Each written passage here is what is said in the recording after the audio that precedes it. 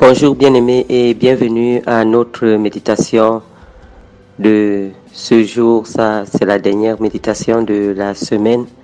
Nous ne faisons pas de méditation le dimanche. Et le dimanche, nous sommes encouragés tous à aller communier avec nos frères et sœurs dans notre église locale et aller suivre l'enseignement direct de notre pasteur, de notre prêtre, de notre leader spirituel.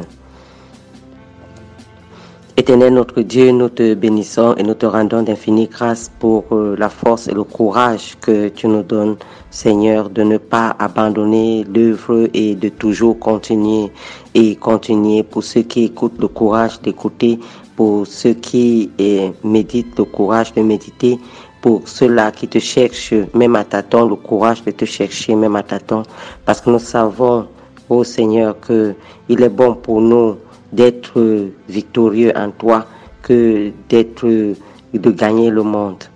Nous te bénissons, ô notre Dieu. Nous te bénissons, Seigneur Jésus, qui répand sur nous l'odeur de ta propre connaissance afin de nous élever dans la société, afin de nous donner la victoire en toutes choses. Béni sois-tu, cher Saint-Esprit, parce qu'en ce moment-ci, nous comptons sur toi pour nous révéler la parole, pour nous donner la compréhension nécessaire, pour nous éclairer dans la compréhension du Seigneur. Alléluia. Bien-aimés, ce matin, nous allons méditer dans 2 Corinthiens 2, verset 14. 2 Corinthiens 2, verset 14. Et le thème de notre méditation, c'est « À quelle odeur t'identifies-tu » ou alors plutôt « À quelle odeur es-tu identifié? À quelle odeur t'identifies-tu? Ou, si tu veux, à quelle odeur es-tu identifié? 2 Corinthiens 2, verset 14, la Bible nous dit « Grâce soit rendue à Dieu qui nous fait toujours triompher en Christ et qui répand pour nous en tout lieu l'odeur de sa connaissance. » Je reprends. 2 Corinthiens 2, verset 14, la Bible nous dit « Grâce soit rendue à Dieu, qui nous fait toujours triompher en Christ et qui répand par nous en tout lieu l'odeur de sa connaissance. » Qui répand par nous en tout lieu l'odeur de sa connaissance. Bien-aimés, ce verset est comme une parade victorieuse conduite par un chef militaire qui revient tout juste d'une conquête à l'étranger. Le général se tient à la tête de la parade, savourant les fruits de sa victoire. Ses troupes le suivent débordantes de joie. Puis derrière eux tous se trouvent les prisonniers, de guerre qui sont destinés au bourreau, peut-être même à la mort. On peut voir des bougies allumées, remplissant l'air d'un arôme, mais cet arôme ne signifie pas la même chose pour tout le monde, parce que je me rappelle, lorsqu'on était enfant, on allait faire les retraites au flambeau, et ces flambeaux-là, pour nous, c'était beaucoup de joie, étant enfant, d'aller faire ce type de retraite-là, de marcher cette marche-là avec ces espèces de bougies allumées et au bout d'un bâton, et puis ça nous faisait beaucoup de joie, ça nous procurait beaucoup de joie. On était des enfants, on était heureux de pouvoir sortir un peu du contrôle des parents et d'aller faire cette parade-là. C'est pour nous, ça symbolisait la liberté. Amen. Mais pour les parents, ça symbolisait beaucoup de stress, parce que tant qu'on n'était pas rentré, les parents étaient stressés. Surtout qu'eux n'allaient pas faire cette retraite, n'allaient pas faire cette marche-là. On marchait tout le long de la ville. C'était généralement la veille de la fête nationale, donc ou la veille de la fête de la jeunesse. Mais pour les parents, tant qu'on n'était pas rentré, surtout lorsqu'on commençait Et lorsque les enfants des autres commençaient à rentrer et que les enfants de quelqu'un d'autre n'étaient pas encore rentrés, d'une maman, elle restait dans le stress jusqu'à ce qu'elle voit aussi ses enfants arriver.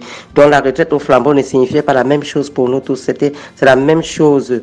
Pendant que ceux-là qui ont eu la victoire sont vraiment contents et jubilent, les prisonniers, eux, et ceci symbolise tout juste un châtiment et une défaite pour eux, les prisonniers de guerre. Donc, c'est un peu ça. C'est le verset qui est soumis à notre attention aujourd'hui et nous fait comprendre que nous pouvons soit triompher en Christ et en répandant l'odeur de sa connaissance. Mais lorsqu'on ne triomphe pas, qu'est-ce qu'on fait? Lorsqu'on ne jubile pas, qu'est-ce qu'on fait? Donc, à nous de voir, c'est soit le triomphe, soit les larmes. L'apôtre Paul décrit le chrétien comme étant établi par Dieu dans le monde, comme le trophée et le témoignage du triomphe de la grâce rédemptrice de Christ. Par cette procession triomphale, la connaissance de Christ et la vie des croyants rachetés sont manifestés comme un doux arôme devant Dieu et devant les hommes. Cela est agréable à Dieu. Pour les hommes, il en résulte la vie ou la mort. Pour les hommes, il en résulte soit la vie, soit la mort. Le chemin que suit un serviteur du Seigneur Jésus-Christ se compare en plusieurs points à l'image que nous avons vue tout à l'heure de la parade.